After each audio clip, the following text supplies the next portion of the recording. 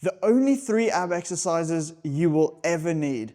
And bonus tip, if you train your abs like I'm going to tell you in this video, you will see them at a higher body fat percentage. Take a look at Eddie Hall. You can see all of his abdominals and this guy's at over 20% body fat. Like, come on. But don't worry, you can do this too. The biggest con with ab workouts is you don't need to do garbage like this.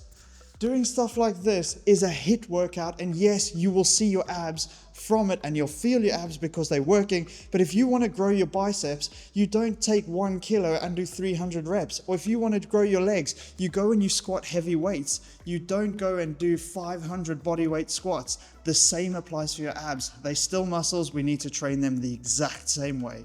As you can tell from the sound of my voice, it absolutely grates me that people promote you have to do your abs every day and train it differently. You don't, it's the same as every other muscle. And this is why, if you train your abs properly, you'll see it at a higher body fat percentage. These crevices that you see in between, those are your genetics and those you cannot change. However, the blocky bits, the muscles themselves, we can actually grow. And we can grow them exactly the same as every other muscle. So for these 3 exercises, they've got to meet 3 specific criteria. They've got to be able to be done in every single gym. So no fancy equipment needed. They've got to hit all the important muscles that we can actually see. So internal and external obliques and rectus abdominis. Trans ab, I don't mind too much. Yes, will it hit it? Yes, doesn't matter, probably not. And then the last criteria is you have to be able to progressively overload. So that's enough waffle, let's get into it.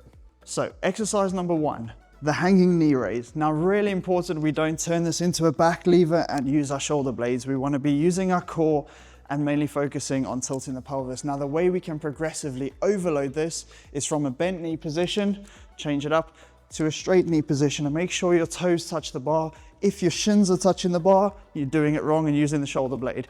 So toes touching the bar and coming back down. And if you're an absolute unit and want to take it a step further, this is where I embarrass myself on camera. You can grab a plate, or a 10 kg in this case. This is going to be fun. I'm definitely dropping this. Oh, yep, no, 10 kg at long lever. I can't even do that. So we can progressively overload this one way beyond what most people can do.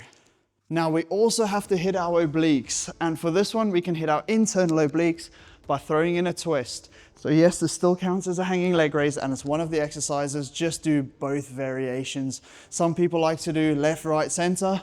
What I like to do is left and right. When I reach failure, then I like to go up, toes to bar. When I reach failure there, then you can go knees to chest. And if you can do more than 12 reps, there's the weights. Now I know what you're thinking, you train your obliques, you get a thicker waist. Guys, if you are natural, you cannot train your abs or your obliques hard enough to give yourself a bigger waist. That is genetics, that's bone limiting that, there's nothing you can do about it. And if anything, training your obliques, especially your external obliques, which is coming up in just a second, it's gonna give you that V taper and actually give you the illusion of a narrower waist. Next up, we've got cable crunches. Now for these, we can go heavy. The key is not to let your hips move back as you crunch down, because that is not going to hit your abs. It's a glorified hip flexor exercise. So what you want to do, you actually want to squeeze your glutes and keep your hips above the knees, and from there crunch down with the abdominals. And trust me guys, you'll feel your abs absolutely light up with this. And then to hit those obliques, we can have the same starting position but crunch down to the side. So now we're getting a top down movement on the obliques as opposed to the down up movement on the obliques, and this will hit the external obliques, which are the ones that you can see. The next exercise is the ab wheel rollout, and guys, you know it, you cannot forget about the lengthened aspect of a movement, and this loads it through the eccentric, so under lengthening, which is good for hypertrophy. There's so many mistakes. This is the one exercise when I see people doing in the gym, I never see people doing it right. So first mistake, the hips go behind the knees. So again, hip flexor. The next mistake is they lie on the floor like this with their back arched and come back in. Again, hip flexor. So if you can remember 2 things with this exercise, I want the shoulders rounded and I want your hips never to go behind your knees, and pull your core in and then go down, keeping that lovely hollow body shape. As you can see there, turns into a bit of a crunch. And to progressively overload this, we've got two options. We've got one, stand on your feet. Oh, you guys were thinking I could do that. Next joke.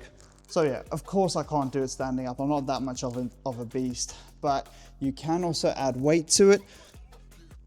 Again, making sure we keep those form cues in place. So I'm not sitting back, hips forward, core up, shoulders rounded. And you'll feel your core light up. If you can hold it, and then your back lets go, you'll feel it in the lower back. And I would rather say, stop there, stop halfway, holding the good abdominal position. You'll feel it a lot more than if you go out with improper technique.